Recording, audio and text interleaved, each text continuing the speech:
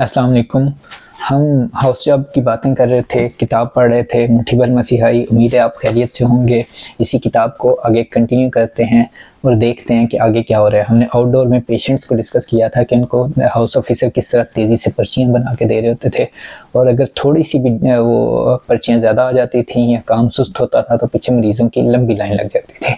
तो हम आगे कंटिन्यू करते हैं, उसको आगे देखते हैं।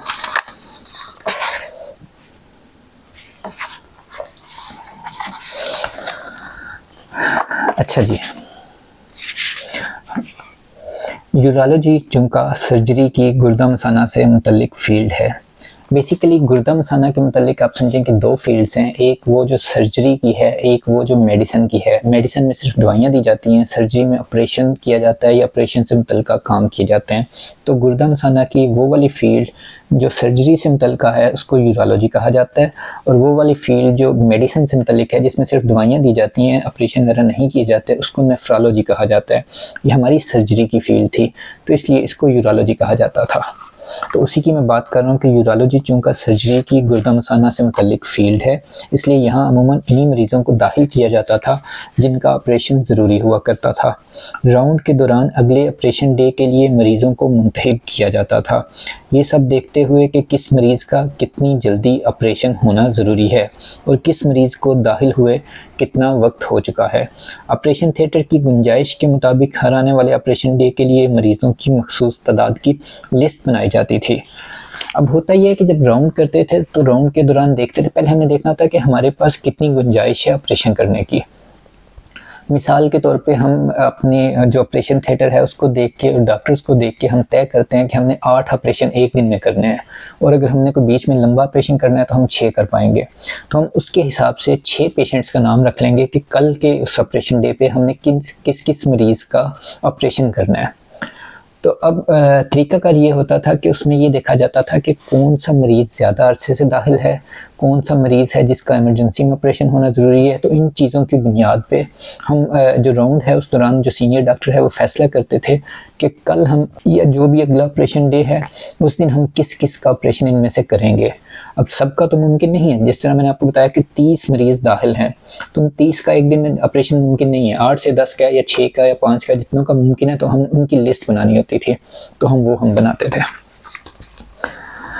कभी कभार ऐसा भी हो जाता था कि लिस्ट पे मौजूद तमाम मरीज़ों का ऑपरेशन हो जाता था, और कभी कभार कुछ मरीज़ों का ऑपरेशन लिस्ट पे होने के बावजूद नहीं हो पाता था, देर हो जाती थी इस वजह से।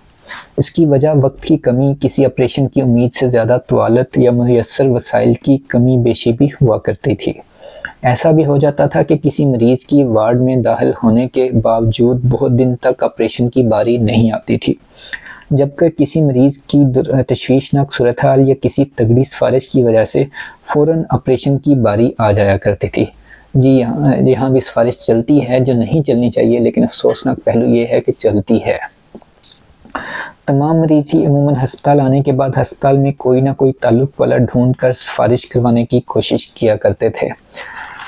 देखिए, ये सिफारिश वाला मामला चलता इसीलिए है कि हम सब इसी के पीछे पड़े हुए हैं। अगर हम सब इससे बाज आ जाएं तो शायद ये मामला ख़त्म हो जाए, लेकिन होता ये है कि जो भी आता है वो कहता है कि मैं इस मतलब कि परेशानी से ना गुजरूँ, मुझे इंतज़ार ना करना पड़े, तो वो अपनी सिफारिश ढूंढने लग जाता है। तो जो भी आता है उसकी पहले वो एम ही ये होता है कि मैं कोई सिफारिश ढूंढूँ।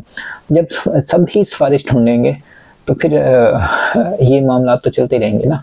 कोई डॉक्टर कब तक इसके अगेंस्ट रजिस्ट कर सकता है। जब कोई ना कोई उसका लिंक निकल आता है मरीज़ का, तो वो उस पर प्रेशराइज उस डॉक्टर को या डॉक्टर के सीनियर्स को प्रेशराइज करता है कि मेरी बारी पहले आ जाए। तो ये चीज़ें भी चलती हैं वहाँ पे। खैर आगे देखते हैं। वार्ड में 2 बजे तक ड्यूटी का वक्त हुआ करता था, लेकिन सीनियर्स अमूमन अपनी सहूलत के मुताबिक 1 आध घंटा पहले निकल जाया करते थे। 2 बजे के बाद किसी एक हाउस ऑफिसर और पीजी को ड्यूटी के लिए रुकना होता था। इस ड्यूटी को कॉल का नाम दिया जाता था। होता यह था कि दिन की ड्यूटी है तो सारी ड्यूटी करके चले जाएंगे, सीनियर्स तो हर जल्दी चले जाते थे। जो बाकी सारे हैं वो 2 बजे चले जाएं, और 2 बजे के बाद अगली सुबह तक जो मामलात हैं उनको देखने के लिए, मरीज़ों को देखने के लिए एक हाउस ऑफिसर की और एक पीजी की ड्यूटी लगा दी जाती थी कि आप यहीं पे रुकेंगे और कल सुबह तक आप ड्यूटी करेंगे। अब जो वहाँ पे रुक रहे हैं उन्होंने सुबह 8 से 2 तक तो ड्यूटी की ही है, अब आगे भी पूरा दिन वो ड्यूटी करेंगे, रात को भी ड्यूटी करेंगे। अगर मरीज़ आ रहे हैं, मरीज़ वार्ड में दाखिल है ना, तो उनको मुसलसल ड्यूटी करनी पड़ेगी। अगले दिन फिर सुबह तक ड्यूटी करने के बाद फिर 8 से 2 तक उन्होंने ड्यूटी ही करनी है। यानी कि आज सुबह 8 बजे उन्होंने ड्यूटी स्टार्ट की है, 2 बजे तक अपनी मामूल की ड्यूटी की है, फिर 2 बजे से लेकर अगली सुबह 8 बजे तक एक्स्ट्रा ड्यूटी की है, और अगली सुबह 8 से उनकी फिर मामूल की ड्यूटी स्टार्ट हो गई है जो 2 बजे तक चलेगी। तो आज सुबह 8 बजे शुरू हुई ड्यूटी अगले दोपहर 2 बजे तक मुसलसल चला करती थी। अब इसमें ड्यूटी तो ये होती थी कि एक हाउस ऑफिसर और एक पीजी करें मिल के, लेकिन होता अमूमन ये था कि हाउस ऑफिसर तो ड्यूटी करते थे, पीजी इधर उधर निकल जाया करते थे, या फिर थोड़ी देर बैठते थे, चले जाते थे, फिर आते थे, फिर चले जाते थे। सारे नहीं, लेकिन अक्सर ऐसे करते थे। बाकी अच्छे लोग भी मौजूद थे जो कोऑपरेटिव थे, अच्छे पीजी थे जो पूरी ड्यूटी किया करते थे। खैर आगे पढ़ते हैं, आगे क्या लिखा है किताब में, यही सब लिखा होगा तो हम उसको तफसील से पढ़ते हैं। इस ड्यूटी को काल का नाम दिया जाता था। जिस हाउस ऑफिसर और पीजी की काल हुआ करती थी वो 2 बजे के बाद अगली सुबह 8 बजे तक वार्ड के तमाम मरीजों के लिए जिम्मेदार हुआ करता था। अगली सुबह इनकी मामूल की ड्यूटी 8 से 2 बजे तक चला करती थी, जिसके बाद उन्हें रुख्सत मिला करती थी। यानी काल वाले डॉक्टर्स एक सुबह के 8 बजे से लेकर अगली दोपहर 2 बजे तक तकरीबन 30 घंटे मुसलसल ड्यूटी पे हुआ करते थे। इस ड्यूटी में वार्ड के, मैंने शुरू में जो गधों वाली बात की थी वो इसीलिए की थी, आगे इससे भी ज़्यादा मुश्किल ड्यूटियाँ आएंगी, आगे चलते हुए। इस ड्यूटी में वार्ड के मरीज़ों की मुसलसल देखभाल करने के अलावा हर मरीज़ की फ़ाइल में इसकी मौजूदा हालत से मुतल्लिक इवनिंग नोट्स लिखना ज़रूरी होता था। यानी कि आपने हर मरीज़ के शाम के वक्त उसके फ़ाइल में नोट्स लिखने हैं कि इस मरीज़ की क्या सूरत हाल है, उसका बीपी, उसका ब्लड प्रेशर, उसके वाइटल्स, पल्स हो गया, टेम्परेचर हो गया, क्या है। मसलन आपने 30 मरीज़ हैं तो 30 के 30 की फ़ाइल में ये सारी चीज़ें लिखनी है, और ये हाउस ऑफिसर ने लिखना होता था। अच्छा,